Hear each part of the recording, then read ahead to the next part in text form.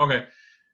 Yeah, so pardon me, my camera's not working right now, but you see my picture anyway. This is the FSU chapter of the International Association of Emergency Managers. I'm the president, Stefan Bobbin. I'm so glad you're all here tonight. We're going to have a great talk. Todd De Voe is here. He's a professor with the University of California, Irvine. He helped found the EM program there. He's also the director of emergency management with Titan Health and Security Technologies, Inc. He's the host of the podcast EM Weekly. He's going to talk a little bit about himself as well as the California wildfires. So it's going to be a really great talk. I'm glad you're all here, and I'll give it to Todd now. Thank you. Hey, everybody. Thank you so much for having me. I'm excited to be here.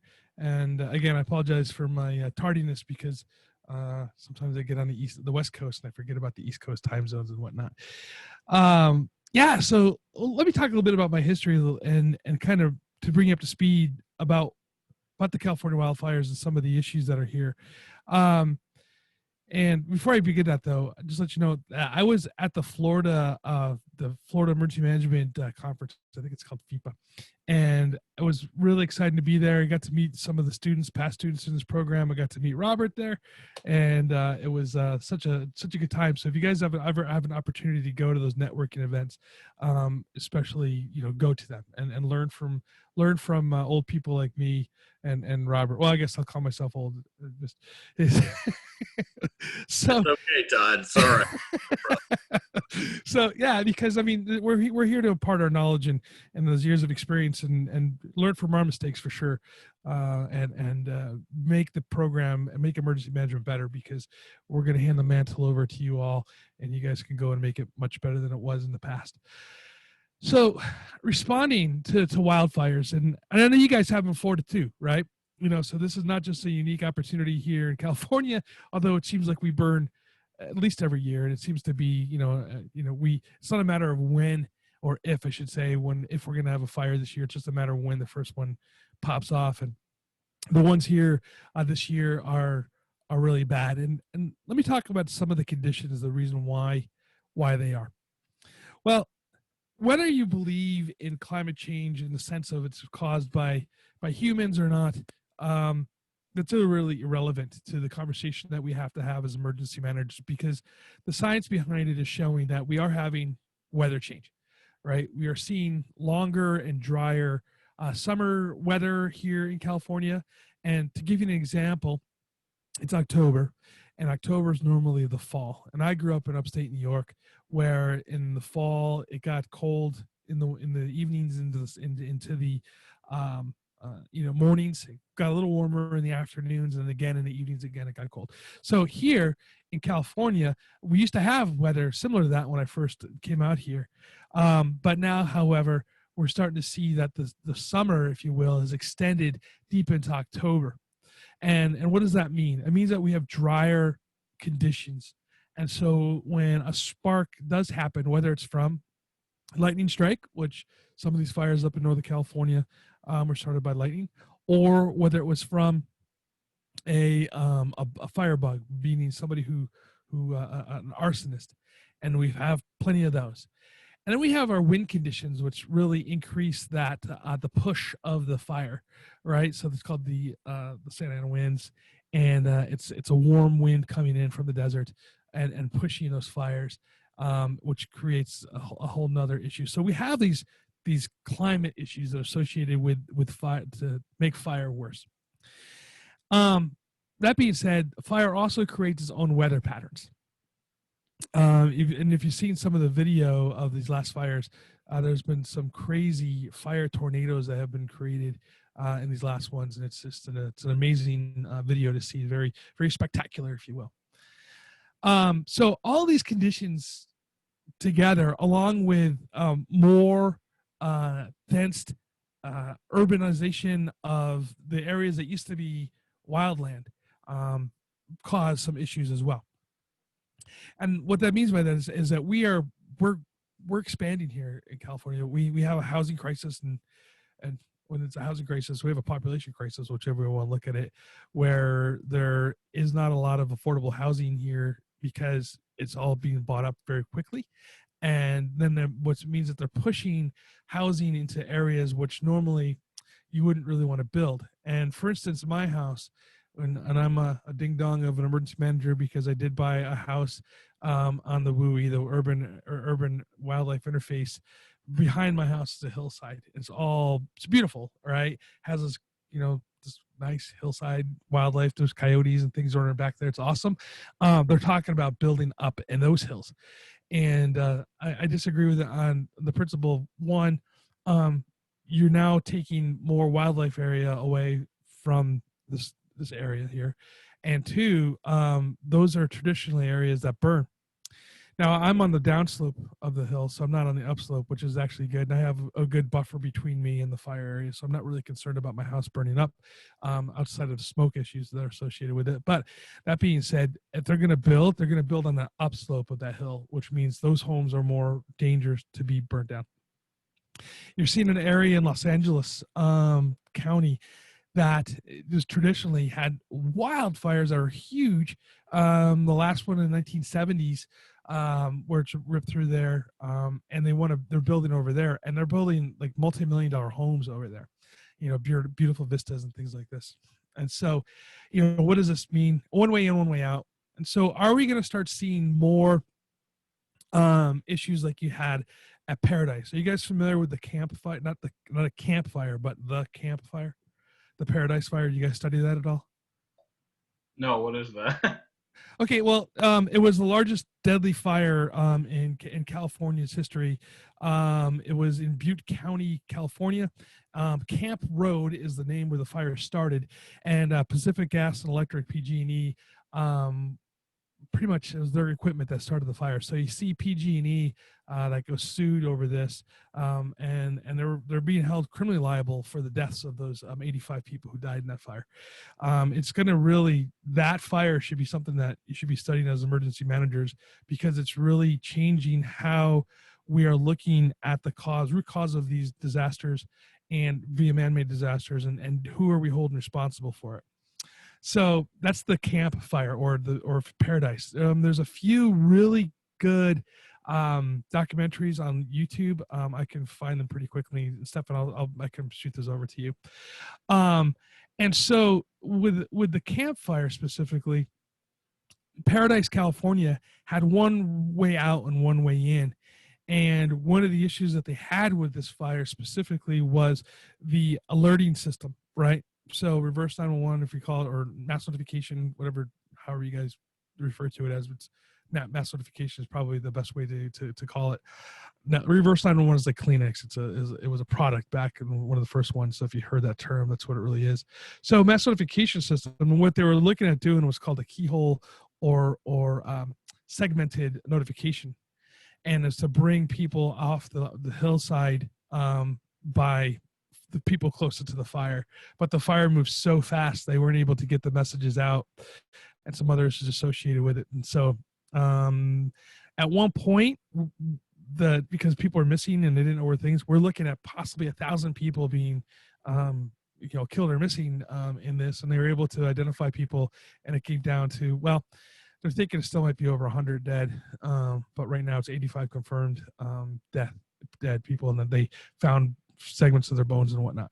So I think we're going to be seeing more of this type of disaster in California. We have a fire going on right now up in Sonoma County again.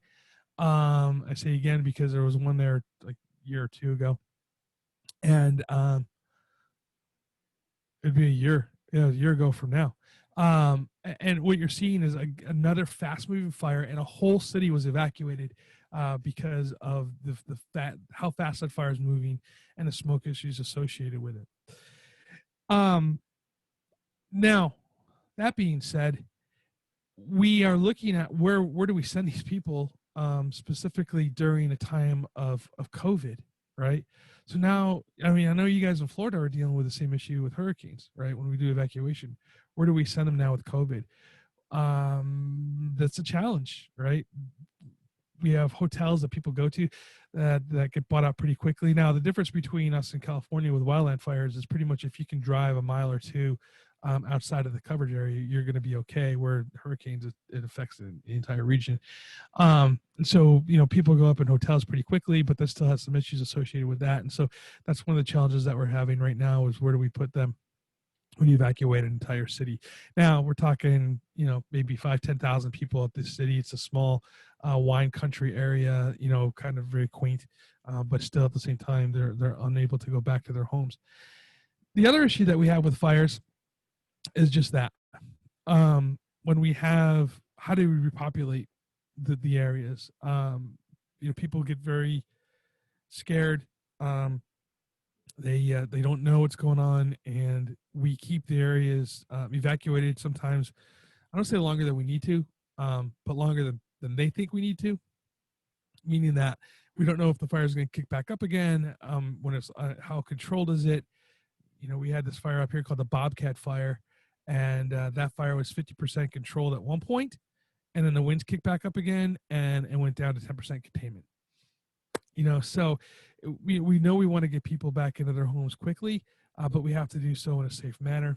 And some people don't understand what are the consequences of repopulating their home faster than not, because fires is not forgiving at all. Another interesting thing on these fires, we had an area that was a camping area. About 250 people were trapped with the lake behind them. So much so that Cal OES told them that, hey, if it gets bad enough, go out to the lake, get a flotation device, and just go out to the lake and wait till the fire passes, and then try to get back. A whole bunch of other issues associated with that, like exposure and things like this, and hypothermic and whatnot. So was that really a wise thing? Well, maybe it's the only thing they could do. Well, there are a couple of helicopter pilots who I can't believe the helicopter could fly them with the weight of their guts, if you will. These helicopter pilots flew in. And if you see some of the video on that, again, it's spectacular. From the cockpit, all you see is flame, and they rescue those 250 people with some CH-40. It looks like 46s. They look pretty skinny. So it looks like a few CH-46s from the National Guard came in and took people out. It takes these heroics sometimes to save lives. So these are some of the things that are just highlights of the last, 3 weeks. This is all happening. This is all happening right now as we speak. These are not years ago, stuff that we can get lots of studies in. This is happening as we speak. My friend of mine's up in Sonoma at the EOC, and I was just texting him, and I want to pull up his text. I'll read it verbatim because it's classic. And so I just text him, say, hey, how are things going on? And he goes, hang on, let me see if I can pull it up here. He goes, Long Night's director, it was the Kincaid all over again. That was the fire from last time. He goes, what an experience since last year. I've been trying to build a program while currently responding. Right. And he goes, how are you doing? I said, not bad being an academic. He goes, I'll trade you. He goes, 20 years worth of EM response in 1 year. 20 years worth of time between the COVID and the fires and the floods that came after that, and some other issues that are associated with it. The shutoffs that the electric company's doing up there, it's been hell on a lot of the emergency managers. And you guys are moving into a position right now where there's a lot of work out there. I'll tell you that much. And if you're not ready to run, you better get some nice training shoes on, because you'll be running fast as soon as you get on the ground. Oh, wow. Todd, if I may ask, these videos, like with the helicopter and all that stuff, could you send that to me so I can send that out in the follow-up email later? Yeah, sure. I'll send you a bunch of resources. They're all on YouTube. I've watched them, so I have them in my favorites. I'll be able to find them quickly. Okay, great. Thank you. Yeah. But it's great, and I'll tell you, I responded to the first fire that I ever responded to. Now, kind of give you a quick history on myself. Like I said, I'm from New York. I went in the Navy. I served the Navy from 91 to 97. I landed here in California. I met a girl and I married her, and I stayed ever since. So it was 24 years of being here in California. When I got into EMS, we would respond to these fires and do standby and stuff. And then the first fire that I worked in emergency management was called the Old Fire, and it was in San Bernardino. I'm sorry, in Rancho Cucamonga. and which is it's actually a real place. It's also a fun word to say, right? So Rancho Cucamonga, and the entire hillside was on fire. And I remember sitting in the emergency operations center with the view of the fire, and the that next morning we went over to the command post that was out there, and found out that the fire actually almost burnt the fire station down, where the fire chiefs actually were out there fighting the fire, to keep the fire from burning the command post down that we had set up. And I was like, oh man, but that was my first taste into the wildfire planning and response. Since then, I think I've been on 10, 15 campaign fires throughout the years, and it's an amazing experience. One of the fires I went on to, I was in the command post, and at the time it was one trailer. A Salvation Army truck came to give us some coffee, and we had this old broken down RV. Literally, I mean, it broke down as they pulled up the RV because we were like the 25th fire or something like that in the area. So we had like all this reserve equipment. I mean, and so by the time we got done with that complex, we probably had, I don't know, something like 1,500 firefighters, and that little area that we're in with those little POS pieces of equipment turned into a city, and it was just like a city. Just I mean, like they were bringing equipment every morning. I woke up and there was more crap there, and it was amazing to be part of that. And you'll see that these are what these fires look like. It takes a lot of equipment. It takes a lot of people doing a lot of things. The logistics part of that. If anybody thinks logistics is easy, try running logistics for one of these events. I mean, ordering food, ordering water, ordering equipment, bringing in resources, holding on to those resources, planning where those resources are going, turning them over to into operations, and then demobilizing those, getting some of the equipment back if it's serviceable or not, doing all the paperwork associated with it, and then getting paid by FEMA. I mean, it's logistics is definitely hopping in those times. The planning section is, I mean, you're doing everything, making sure that your weather reports are correctly done, working with the National Weather Service, working with those teams on that side of it, making sure the plan is done. And these plans are not, a 2-3 page plan. These are booklets. I mean, they're probably, some of them are 20, 25 pages long, and you're making those with every 12 hours. You're popping out one of those plans. So the planning section with mapping and all this kind of stuff, and where the fire is going, predicting the weather, predicting movement, understanding where you're going to be using your resources, working with the operations section to see where things are done, who's been rested, who isn't rested. A lot of that stuff goes into creating those plans for the fires. And then every morning, you're doing your 0600 briefing, and you have 1,000 firefighters standing out there listening to what you're doing. Making sure that things are done, your safety briefing, the whole 9 yards is being done. And if you're planning section, you're running that entire briefing, and to make sure everybody has a copy of the plan and knows what's going on. And then the whole thing starts all over again. It doesn't stop. You are putting in 15, 20 hours. You're sleeping in your, I like to say, I'm 5'10".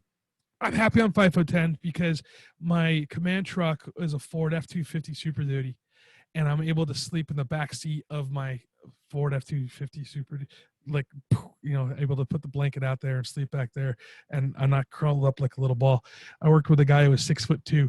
That guy could not sleep in the back of his command truck, so he was sleeping outside. I at least had something soft to sleep on. That's all I have to say. So yeah, the experiences are great. I wouldn't trade anything I'm doing for the world. Now I'm teaching and sometimes I miss it. My wife definitely does not miss the fact that I'm not gone. I used to joke that it was definitely good Christmas money because the fire started about now, and I wouldn't be back until just about Thanksgiving, and we had a good paycheck for that. So that's the other side of it. So anyway, any questions? Yeah, sure. Wasn't there recently like a fire started because of a gender reveal party with like some pyrotechnics or something? Yeah, and you know what? The worst part about that is that wasn't the first one that was started by a gender reveal party. There was a fire in Colorado that was started the same way, and you figure that people would learn not to do stupid stuff like this. Yeah, and they actually they are being, hopefully, I don't think anybody that fire, but they are being held financially responsible, and they're probably never going to have to pay because they're just not going to have that money. But they're talking about millions and millions of dollars, 12, Wow. 15 million, something like that. Wow. Wow. Wow. Yeah. Um, Yeah, I've heard the claim that the wildfires being so bad it's because of like mismanagement by the California government of the forest. Like they don't clear away the dead brush well enough. Is that true, basically? yeah. And we could get into that for a couple seconds here. I'm not a forest manager guy, but I do, I have talked to people about this. And so Northern California specifically, what they have done is they pretty much, I don't think it's 100%, but it's pretty close to it. At least 80-90% of the of logging has been out of California and Oregon too, for that matter. And so what happens is that it used to be that the loggers would come in and cut trees down and manage the trees this way. And so because they're not logging anymore, what happened as well is we have this thing called the bark beetle, and they've gone in and devastated a lot of the trees, and basically is they're dead. And so instead of having those being cut out and taken care of, the bark beetle, when they start on fire, they just go up like a Roman candle, and so they burn hot and fast. So that's part of the issue. So the forest management issue is real. It's really there. Now, President Trump standing up in front of everybody and saying you need to rake the leaves. He misunderstood what he was talking about, but he was kind of right in the sense that, if you take care of the trees, and the fire does go through, it normally just burns the lower part of the forest, which needs to be burned. And that's the other thing too. These naturally are supposed to be, like, if you take away if you look at the way nature works, it uses fire to burn off all of the underbrush, and allows for the new growth to occur. And so the pine cones on these trees, they need heat from the fire to germinate, so to pop open and to be able to send their seeds out. And yeah, so this is just part of nature. The issue that we have is that we're building cities and towns, I don't say cities, but large towns into these areas, and so that causes it. I'm going to sneeze here in 1 second. Hang on.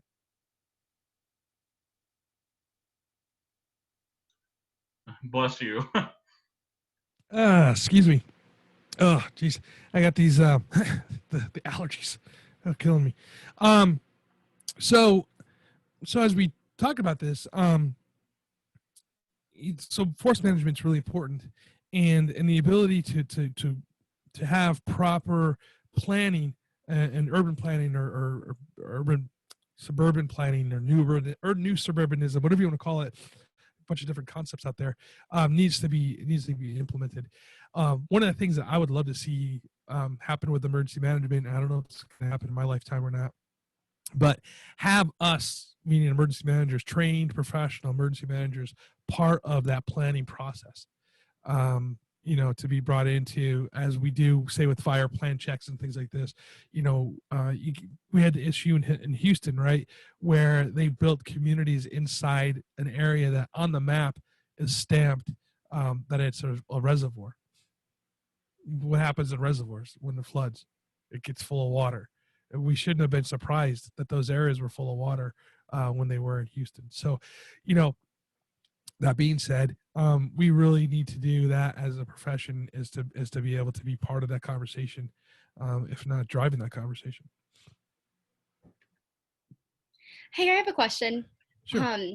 So I'm from Northern California, up in Truckee, like by Nice. Lake Tahoe. Yeah. And they were having forest managers come by every house and like inspecting the property to see if like you had cleaned up your pine needles and if your lumber was like properly covered and that stuff. And then based on my friends in other counties, that was not happening. So I was wondering if you know about whether or not they're thinking about implementing that in other counties, because I felt like it was pretty effective since we were going through really, really bad fires there for a while.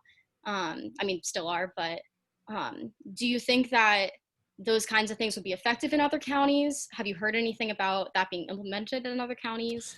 Yeah, so CDF, the fire side of it, they actually go through and inspect, and they do this. And so if you have, you need to have brush clearance. There's code that says that you need to do this, and they'll go and inspect that area.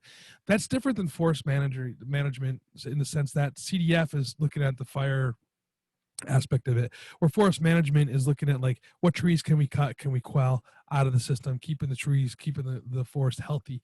And so that's kind of what that's all about. Yeah, we do have that. I mean, Orange County does that too. When you live, that's where I live. When you live in the interface to make sure that your area is taken care of, you can get fined. They'll come through. LA County does the same thing. And matter of fact, I guess these again, they will they'll fine you big time for not having your stuff. Or they'll clean it for you and charge you like a bill that would cost you 3 times more than it would be if you just hired some landscaper to come through and do it. That being said, it's not cheap. I had our landscapers come through and take care of my hillside, and it cost me about $700 for them to clean out the entire area. You know, so I mean, it is what it is. It's better than having my house burned down. Yeah, true.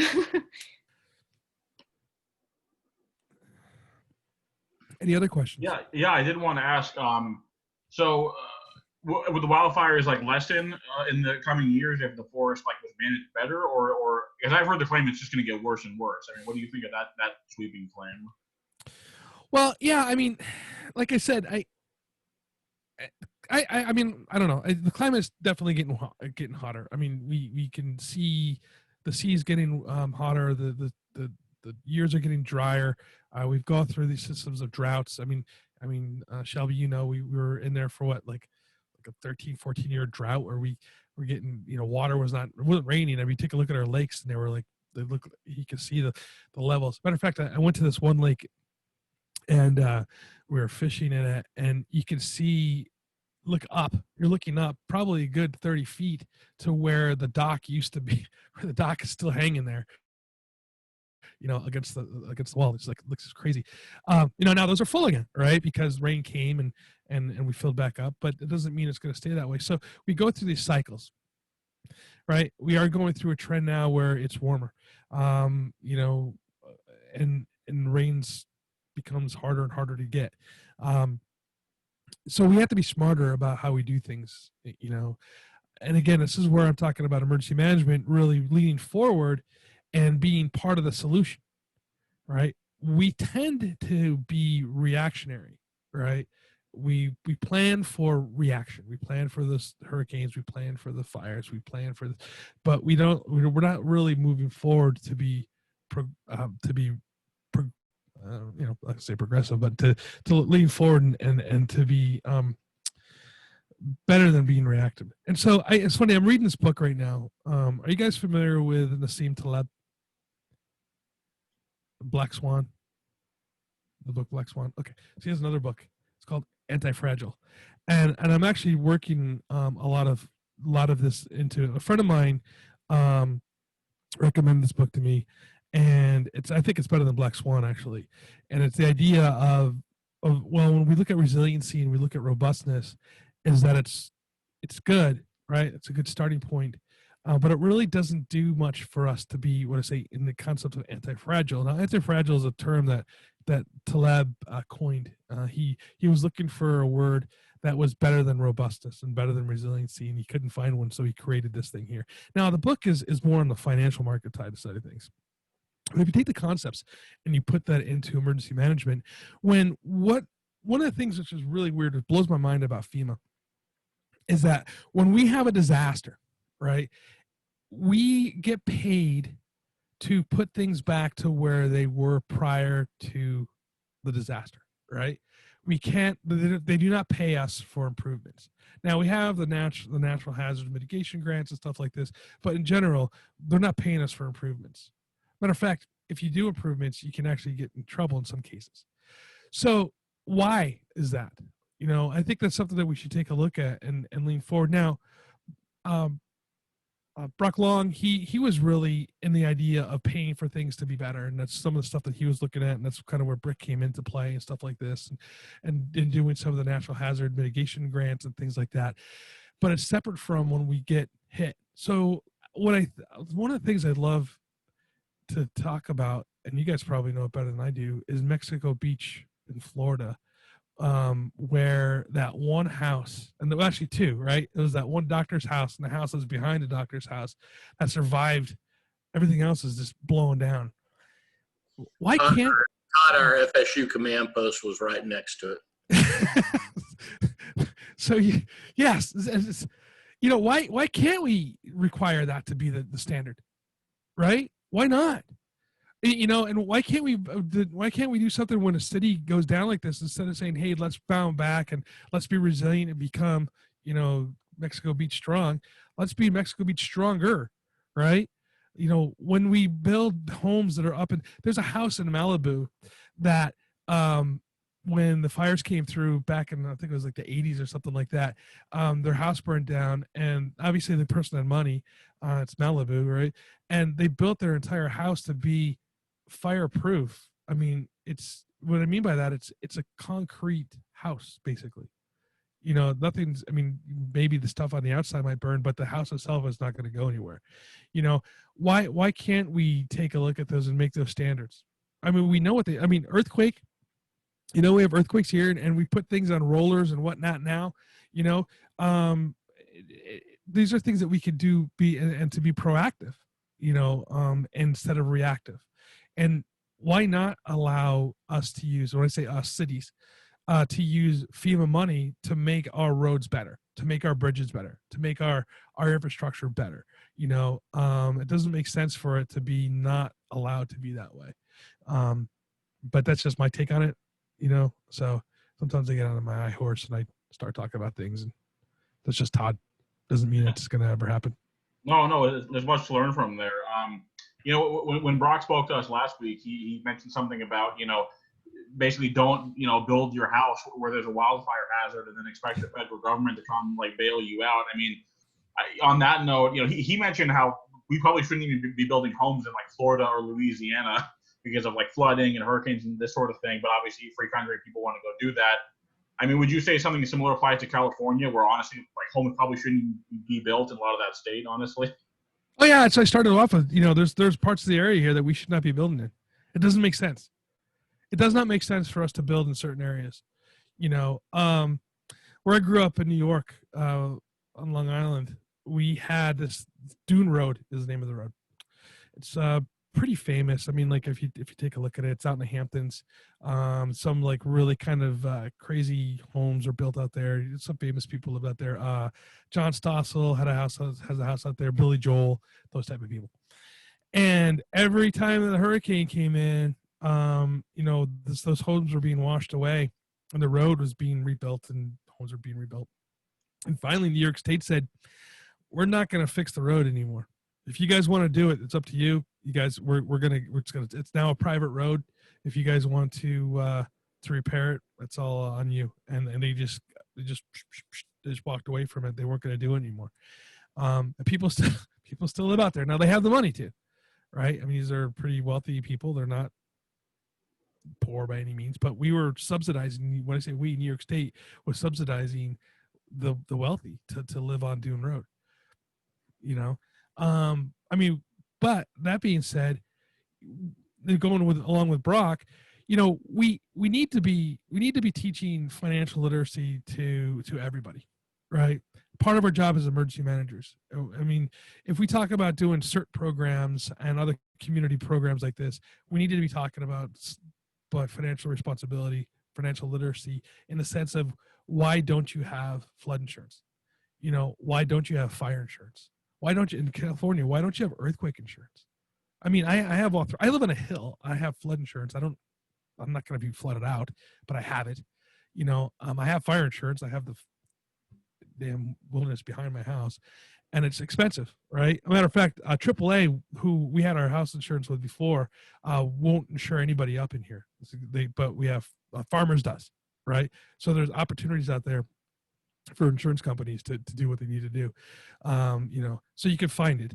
Earthquake insurance, we have earthquake insurance, because at the end of the day, the earthquake occurs and you're going to get, $250,000 or something along those lines or less, for your rebuild. I mean, I don't have it's California people, so don't get all weirded out about the price. But I mean, like my house, I paid $790,000 for it. You know what I mean? I mean, I don't think I could replace my house for, $200,000. I need to have good insurance on it. Just is what it is. Right. Well, let me ask. You mentioned earthquakes. Yeah, being California, does it frequently happen that earthquakes like coincide with wildfires or even like fire tornadoes, and it becomes like some like apocalyptic scenario? There's Lucy Jones has a book called The Big One. I'd recommend reading it. There is no such thing as earthquake weather. Earthquakes happen in the cold. They happen in the heat. People do believe there's earthquake weather. They happen during the daytime and they happen at night. They don't always happen at 3:00 in the morning. Although they tend to wake you up when they're smaller at 3:00 in the morning, right? That's why people think about them. We had a earthquake the other day. It was like a 4.6, happened around 3:00 in the morning. But the reason why we all felt it is because we were all sleeping, right? And it's just shakes your bed. Compared to that 4.6 in the middle of the daytime, if you're walking across the room, you probably wouldn't have felt it. You know what I mean? That's just the difference on those things. So, yeah, we have these earthquakes all the time. There's nothing to do with weather. It doesn't coincide with fire. Although, I mean, they happen all year round. Right? I was going to say, we have the reason why we think about it during fire, because we've had a couple of big ones in October, but we've had some big ones in April too, for that matter. So, it doesn't, the Loma Prieta earthquake was in October. If you guys want to go, if you guys are interested in this too, go check out the Loma Prieta earthquake footage. And it happened during the San Francisco Giants versus the Oakland Athletics World Series. So that was one of those things that people were watching on TV when it occurred. So, and I think that's probably why that kind of comes along the idea of fire weather. Wow. Well, yeah. Could you send that earthquake footage to me to send out in the email? Sure. Yeah. I'll find it for Thank you. you. Thank you. So anything else? Yeah, if I could interject, Stephen, I got a quick question. Well, first, does anyone else in the meeting have a question? Any participants? I did, but you can go first. Don't worry about it. Karina, please go ahead. No, I'm not about to argue about this. You will go first. Don't worry about it. I'll make it a good one. So I want to just pose a quick situation. So we're in our small California town, and it's going to hit us. What are the community services, or to borrow a phrase from Brock Long, the lifelines that we need to consider in the unique wildfire situation? Because obviously it's not going to be the same as a hurricane or like a pandemic like we have now. What are the things we need to get running right away once this wildfire is coming on?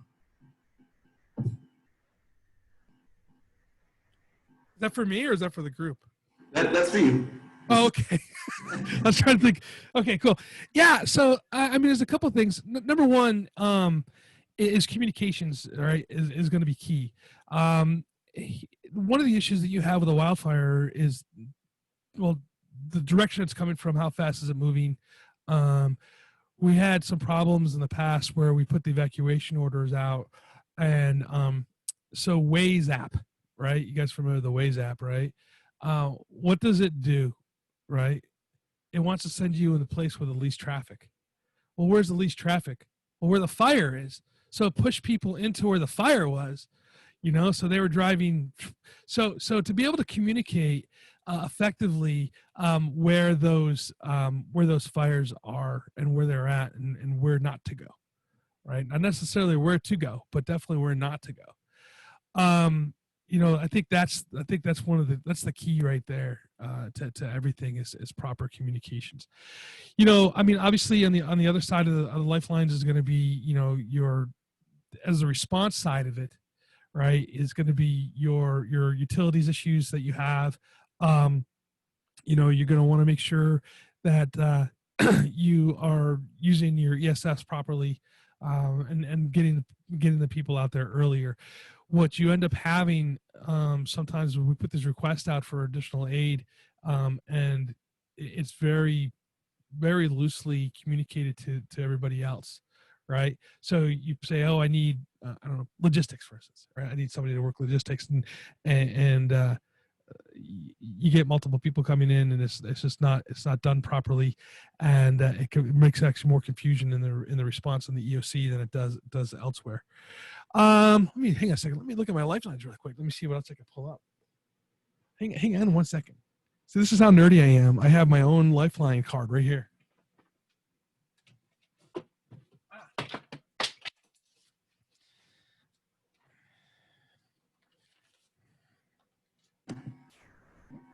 As I knock everything off my my bookshelf. Yeah, and so I also have all my ESFs right here, right? So don't rely on your memory. Also, make sure you have your tools with you. And this is this is right here. So I think communications is going to be fine. Obviously your sheltering issues are going to be one that you're going to be needing. Now, interesting enough that in Orange County, when we have activated our shelters specifically for fires, we haven't had a lot of people utilize them. And this is what I was alluding to earlier, because we have a lot of wealthy people. And what I mean by wealthy people, we have people that have credit cards and they can get away from the area that's on fire and stay in a hotel. And the hotels aren't necessarily impacted. But in 2007, when we had fires here, we opened up our shelters. San Diego also caught on fire, and we had actually more people staying in our shelters in Orange County from the San Diego fires than we had Orange County people staying in from the Orange County fires. So understanding how that works and how that mutual aid works specifically, and being able to pull people up. In the other cases too, that we have a lot of large animals around here, horses, a lot of expensive horses for that matter, cows, llamas. Who freaking has llamas? People have llamas, alpacas, like all these things, like in Orange County as pets, I guess. And so we had to open up a shelter. We had an exotic animal vet come in to be able to take care of the exotic animals, because we had some like really weird pets, not just horses, like llamas, emus.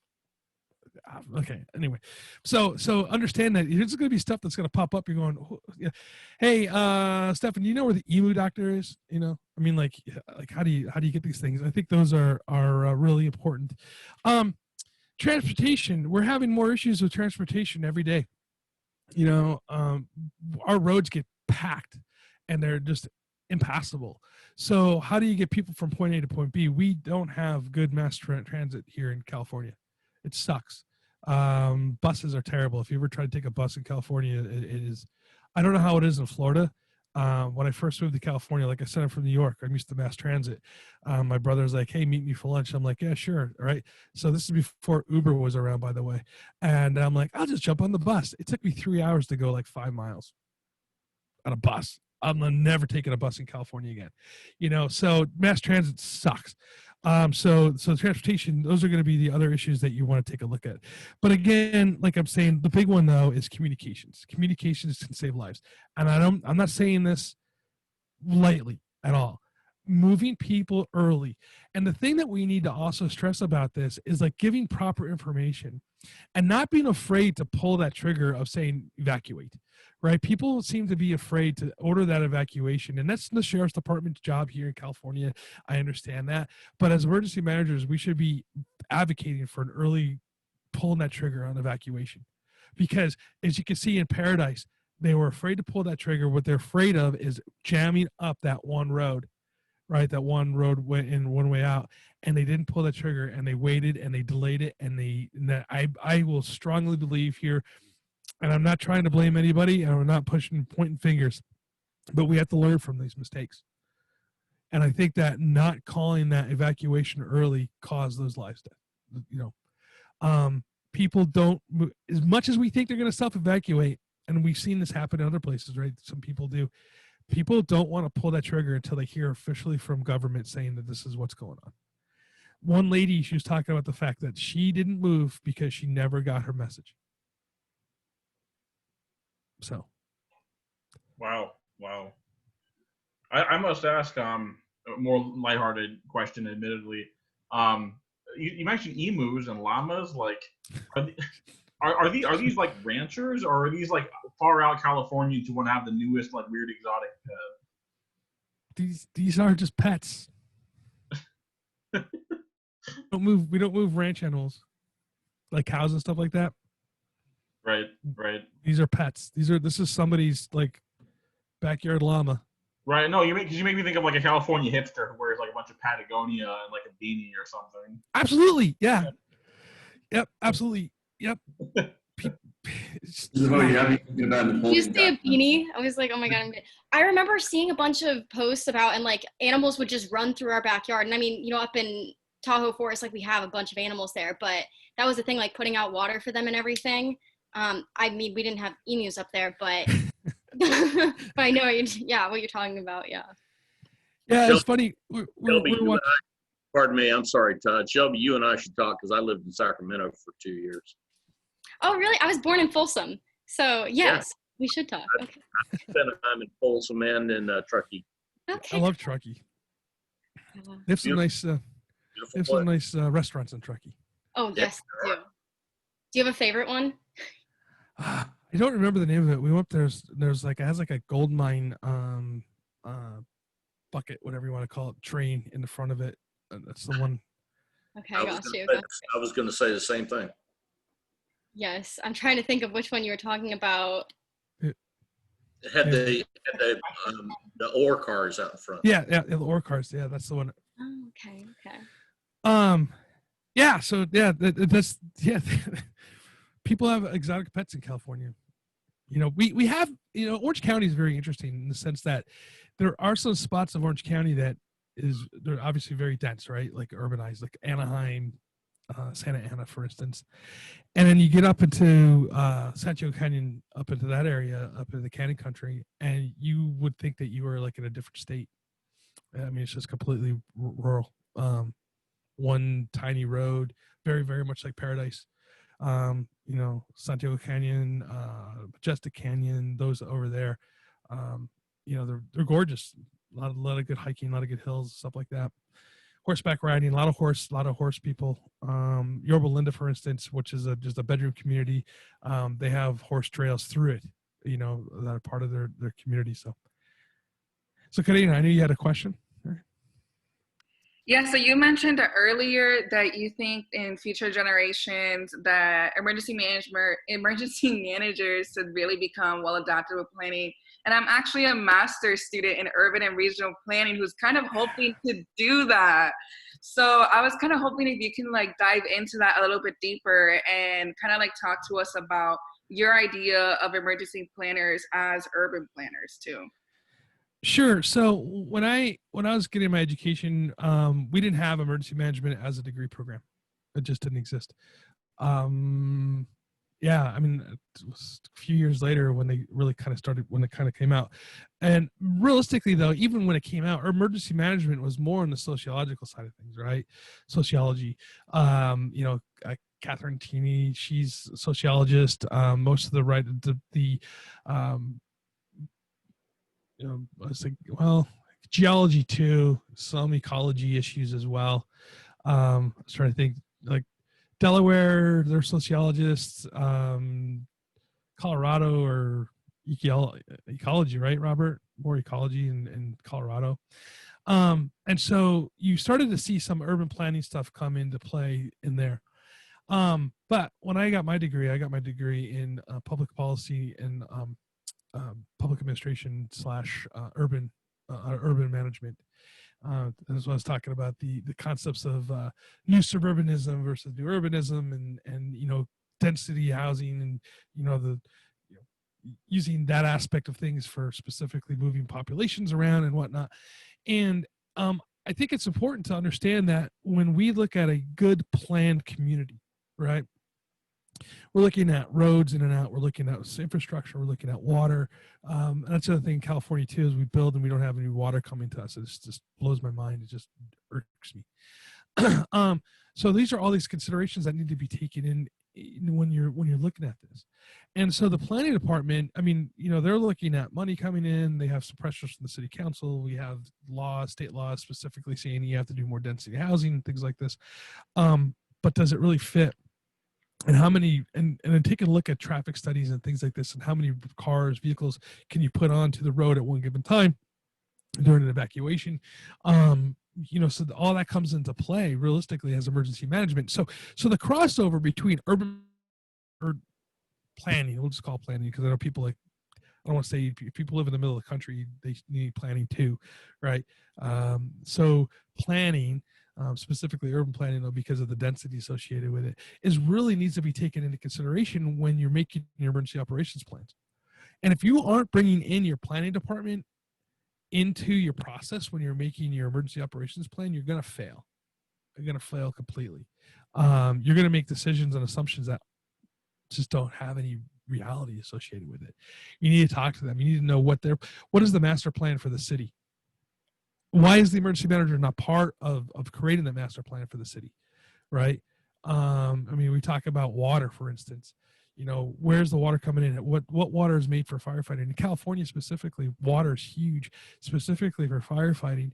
And what I mean by that is if you take a look at, when the lifelines, talk about real lifelines as far as water goes, when they break, when the water lines break, firefighters can't put fire out. So San Francisco, if you remember in 2006, in 1906, right, it wasn't the earthquake that really did most of the damage, right? It was the fire that came through that burnt everything down. Northridge earthquake, the fires that came out in the 1990 whatever it was 5 earthquake, it was the fires that came out, right? That really did the majority of the damage. We did have earthquake damage, homes off the foundations and stuff, but fires did a lot. So gas lines, eruptions, and things like this are key. So if you don't have proper water coming through, how do you put those fires out? So you have to take that into consideration again when you're doing your planning into those master communities. So yeah, I think that you're right in the wheelhouse there of doing proper stuff, so. Karina, how much time do you spend with Dennis Smith? I'm actually his RA.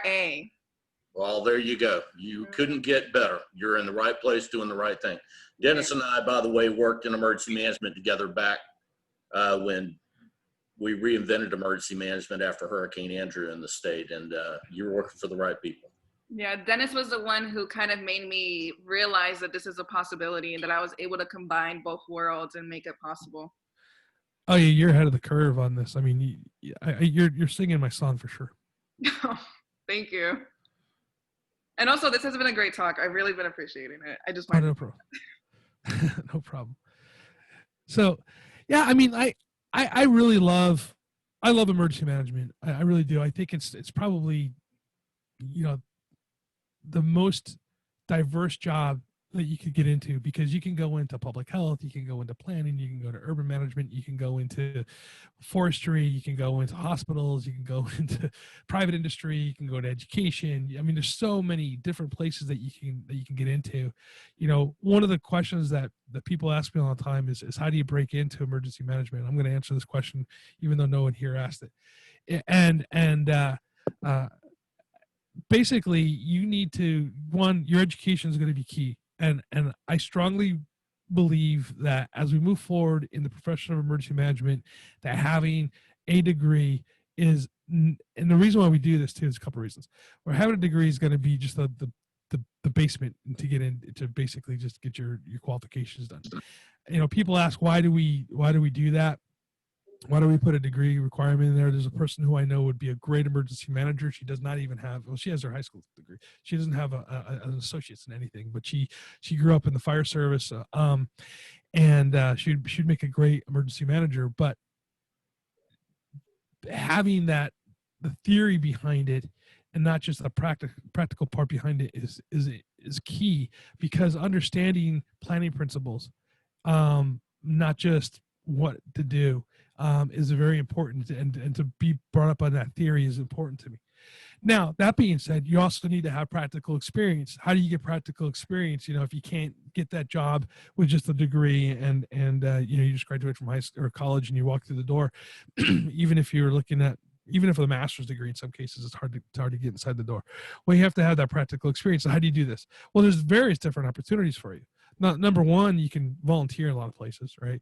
What I mean is the Team Rubicons, the American Red Crosses, the organizations, the Baptist Church, if you're religious, has a really great ministry. The Lutheran Church has ministry. The Catholic Church has ministries that go out and do disaster relief things. Salvation Army does disaster relief things. So there's opportunities for you out there to get yourself involved in doing this. And to be able to understand it. Now, I came from the response side of things, right? I fell into emergency management because I was told I had to be the medical logistics officer for my job, and I did it, and I fell in love with it. I got lucky, I suppose.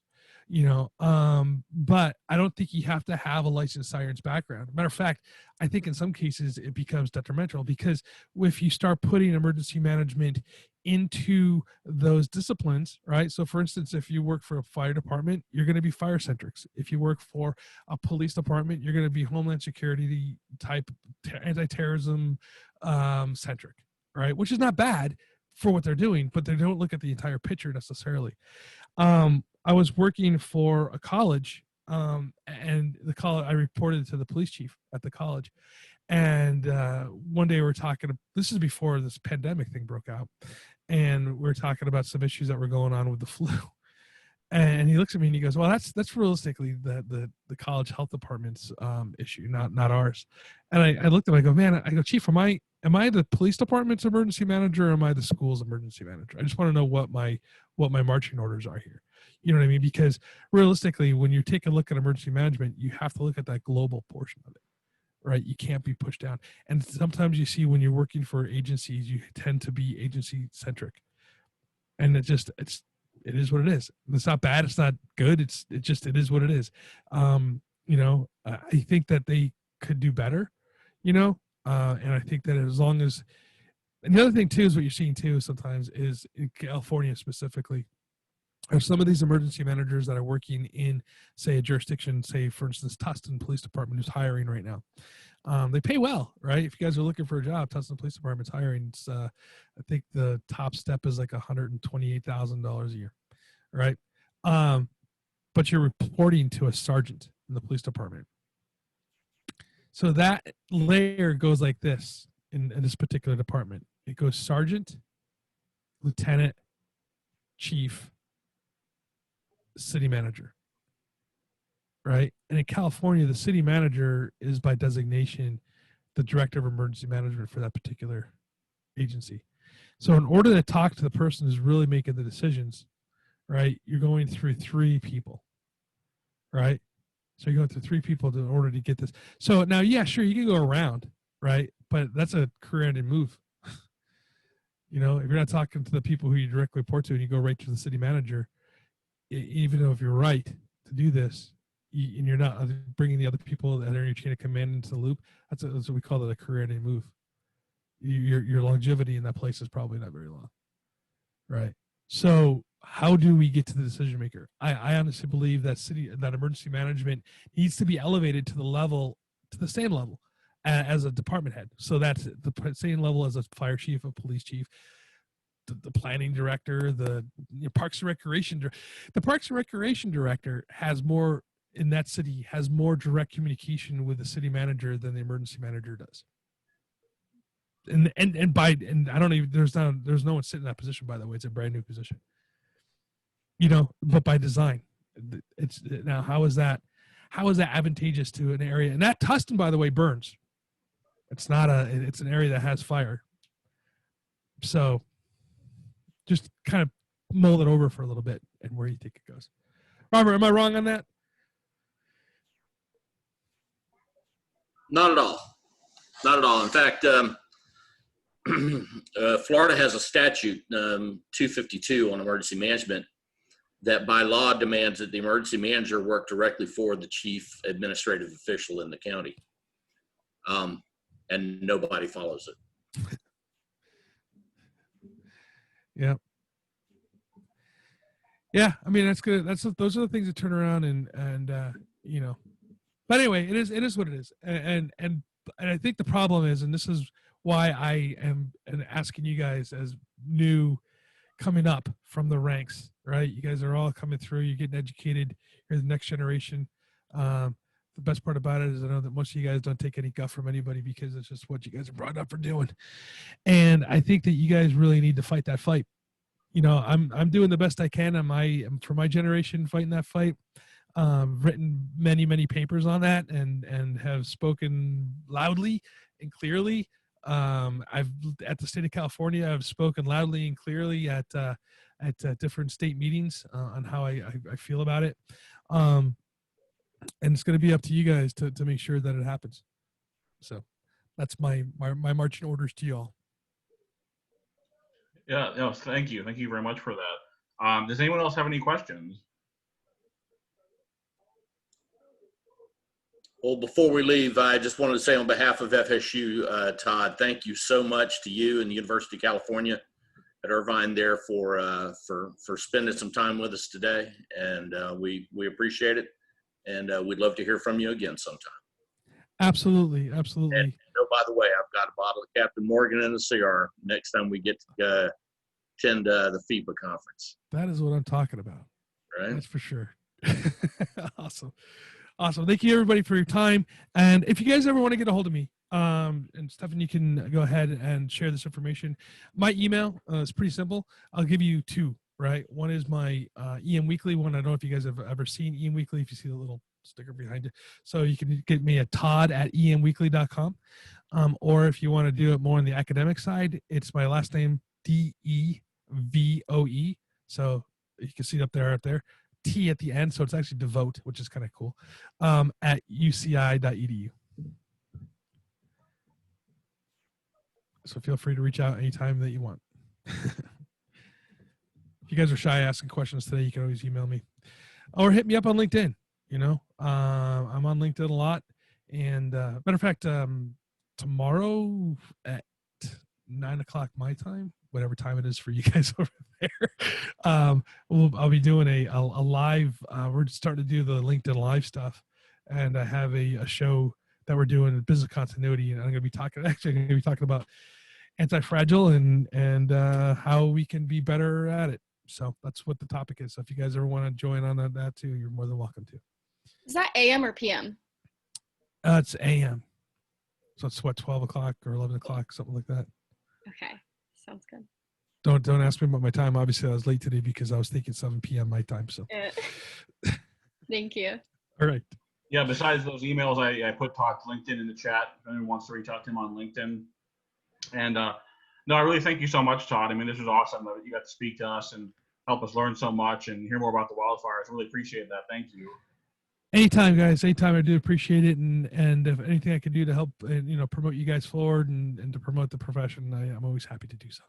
Thank you. Thank you so much. Bye-bye.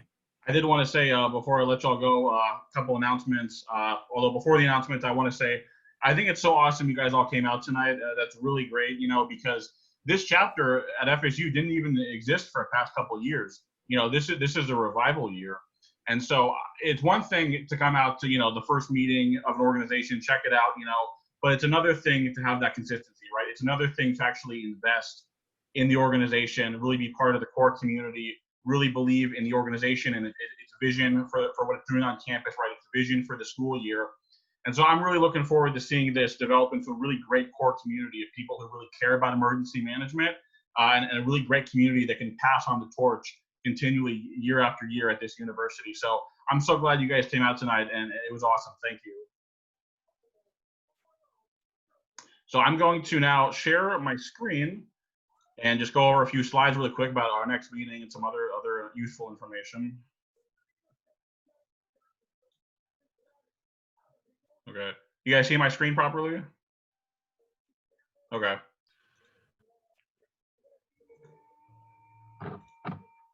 So yeah, there's a couple EM podcasts that Todd helped put out. EM Weekly, obviously with Todd De Voe, and EM Student with Daniel Scott.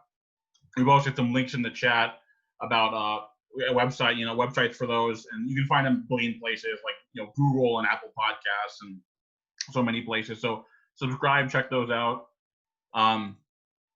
Also, we want to let you know, I'm sure you guys already know about this, but in case you don't, right, we want to plug the department, of course, right? So the EMHS certificates and internships, right? The 3 certificates of both undergrad and graduate level: emergency management, U.S. intelligence studies, and unmanned aircraft systems. If you would like to apply to pursue any of those, and it's usually there are 4 classes each, but if you double up, right, you get 2, then you only have to take 7 classes total, right? So they have a great system for that. There's the link to describe each of the certificates, the classes that are required, the classes that are electives you can choose from. Lucian put the link in the chat earlier. If you would like to apply to pursue any of those certificates, just email Bobby Duggleby. He can help you with the application process and with any questions. If you'd like to do an internship in any of these areas, get set up with an internship through the department, also inquire about that with Bobby. He can tell you about that process, which involves taking a 1 credit-hour course in basically EM professional development, and then being recommended for an internship through the department. So Bobby can help you out with that. Our social media, Lucian put these links in the chat earlier, right? Follow us on Twitter, join the Facebook group, right? Feel free to post articles in there, discussion stuff in there. Subscribe to our YouTube channel, where we're going to post recordings of our meetings. Knoll Central page, feel free to join us on there. That's one of our email functions. Our 2 email functions are Knoll Central and Gmail, basically. There's the Gmail address if you ever want to email us directly any questions or anything on your mind, speaker suggestions, and don't be shy with that. There's the main site, obviously, for IAEM. And lastly, so we're going to do a bi-weekly meeting schedule now for most of fall. So our next meeting will be in 2 weeks, Monday, October 19th, 7 p.m. on Zoom. It's going to be with FSU's very own Laura Hart on unmanned aircraft systems in disaster response. She's a program coordinator and researcher here at FSU in EMHS department. She has an interest in implementation and utilization of unmanned aircraft systems, also known as drones. She's responded to many hurricanes such as Irma, Michael, Laura, her namesake recently, Sally recently responded with UAS technology to survey the damage. She's going to tell us all about that, tell us how she got into the field and all about the program here at FSU. She also responded to a volcanic eruption in 2018, fun fact, so I'm sure she can talk about that. So we're going to put the Facebook event out probably in about a week, because the meeting's in 2 weeks. The Zoom details will be on there. We're going to email it out, so make sure you sign up on the sign-up sheet if this was your first meeting. And yeah, I'm going to stick around in the Zoom chat. Officers will stick around in the Zoom call right now if anyone has questions or comments. So that's our next meeting. Hope to see you guys in 2 weeks. This was great, and thank you so much for coming out tonight. Once again, if you haven't put your name in the Google sign-in sheet, please go do that now. I want to make sure we're seeing you coming to every meeting you can. If you can't see the link, message me. Bye. Thanks, guys. Thank you.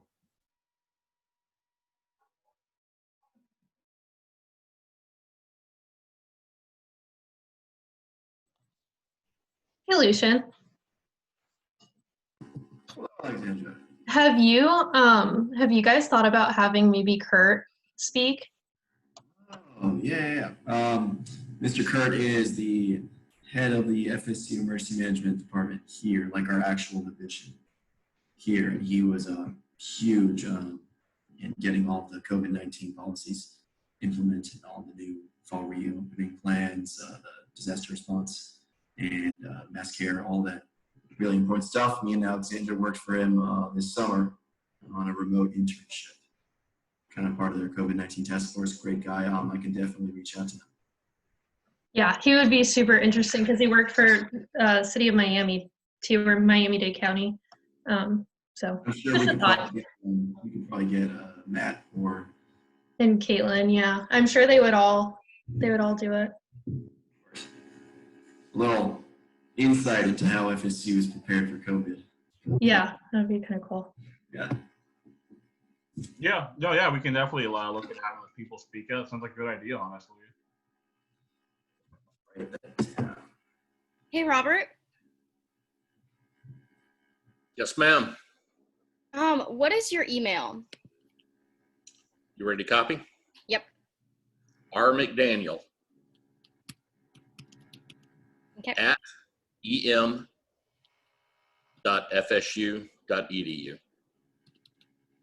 Okay, awesome. Do you have office hours at a specific time? I do. Thursday, 1 p.m. Eastern. And give me a moment and I'll give you the Zoom link to it. Stand by. Awesome.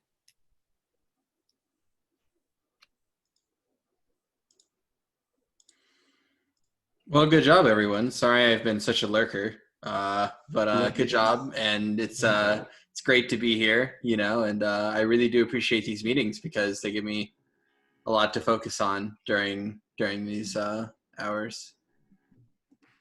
Oh, I'm glad you're here, James. No, I'm very glad you're here. Thank you for being involved. This is our esteemed treasurer, James Rice. That's me. But yeah, no, I'm happy to be here and I'm happy to contribute in any way I can. You know, I just don't have a camera and I have an antique chair that squeaks pretty prolifically. So I try not to unmute myself. Yeah. No, yeah, as far as being treasurer, you know, James, I might have a task for you pretty soon, possibly. IAEM, the main association, they're doing a virtual conference in November, mid-November. And the registration is currently a couple $100. I'm not sure if there's a student discount there. I would think there might be. I'll look into that. But depending on what it might look like for students, I don't know. I was floating the idea of maybe seeing if we get SGA funding, because I know they kind of like give student groups money for like conferences and stuff. Just an idea I'm kind of floating. We can look into that more in detail soon. Yeah, absolutely. Virtual or in person, Stefan? Wait, it's a virtual conference. It's $100 for a virtual conference. Yeah. Ladies and gentlemen, excuse me, but my wife expects me to cook dinner before she gets home, so I got to go. All right, Professor McDaniel, good seeing you. Thank you for coming out, Professor McDaniel. Have a good night. Thank you. And I'll see you guys later. Bye. See you, Shelby. Well, all right. So what was this what's it called? I can look it up real quick. Um, IE